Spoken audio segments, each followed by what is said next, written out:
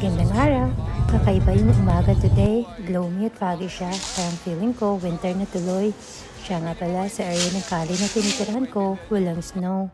Yung winter season dito, yung tag-ulan. Meron namang snow, pero kailangan pumunta sa mountain area. 2 hours to 3 hours ang layo sa amin kung gusto mong ma-experience yung snow. Kaso nakakatakot minsan mag-drive papunta doon.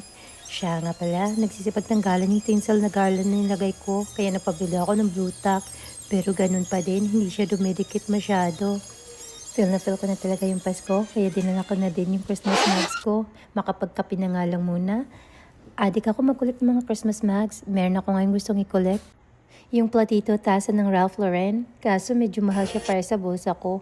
Ewan ko kung mag-sale sila ngayong Pasko, kaya magantay-antay muna ako.